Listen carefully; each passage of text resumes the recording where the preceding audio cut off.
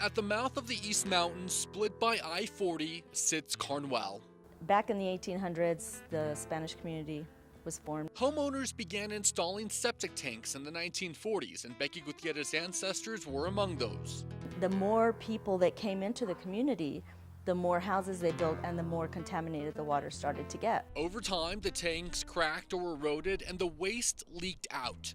In the mountain town of Carnuel, the ground is solid granite, so the septic fluids slid right into the drinking wells. Now that we have more people, it's getting worse. To understand the dangers in the water, we crisscrossed Carnuel and collected water samples. All right, off to the next one. Hi, how are you?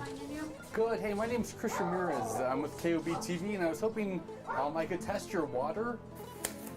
We randomly chose 5 Carnuel homes and took water samples from their faucets. It kind of looks a little bit murky already. To compare samples, we also collected water from places you likely would not drink out of, like a dog bowl. This is my dog Lexi in my backyard, slobbering into her dog bowl. We collected water from her dish a few minutes after. We also collected water from the men's restroom at KOB. Now, you know I love my job when I'm willing to stick my hand in a toilet. We took all of our samples to a lab. The results were alarming. We found no fecal, but we did find nitrates, which is a direct result of potential sewage seepage from septic tanks. When high levels of nitrates enter your body, they prevent it from getting oxygen.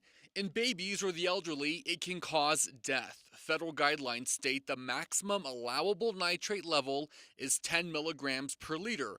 We found 11.7 in one home, 14.3, and the most shocking, 22.6. I would not drink that water. Some of the cleanest water came from that slobbery dog bowl and the toilet water.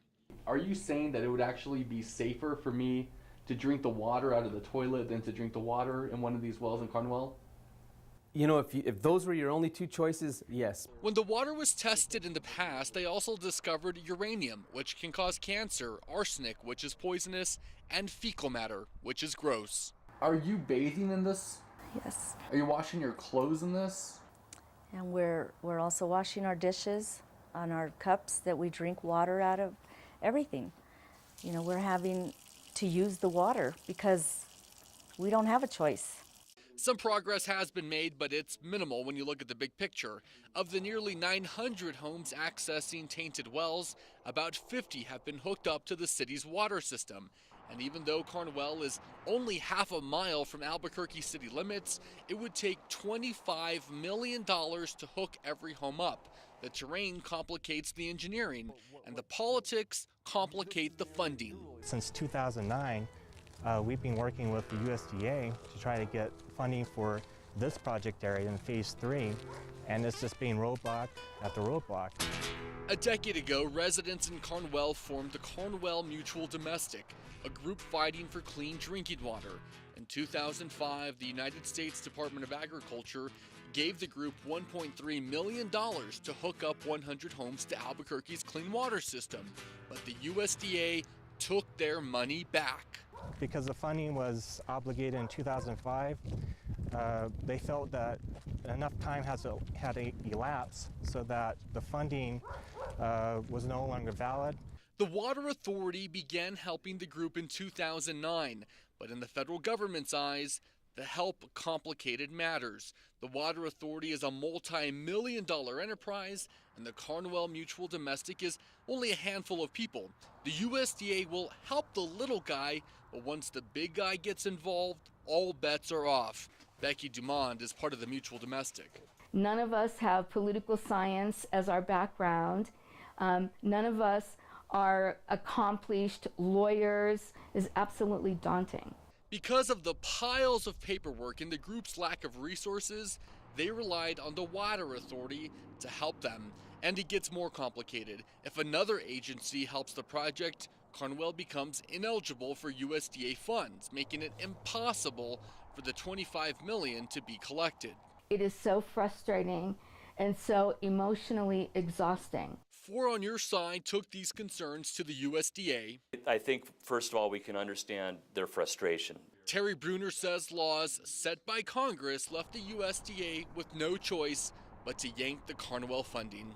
We gave them extension after extension, and then after 5 years, our regulations call for us to what we call de-obligate the money, which means that we have to pull the money back. And we gave them an extra year above that, and then had to pull the money back. Frank Roth says the Water Authority did have a system ready to go, but the USDA refused to work with the big company. Bruner says Congress gives him no flexibility. We tried asking Congressman Martin Heinrich, who represents Carnuel, what he could do. But late last week, he declined our interview, and he declined the opportunity to meet with the people of Carnuel, the people who he represents. Instead, his office sent us this letter Heinrich wrote to the USDA, which urges the USDA to work with the Water Authority. Is anybody fighting for them? At this point, I don't think so. They're fighting for themselves, and we're trying to help them along the way. Here we are right in America, and we don't have good drinking water. It's just kind of unbelievable. It just makes me sad that we really have to fight this hard to get drinking water. I don't understand why it's this hard.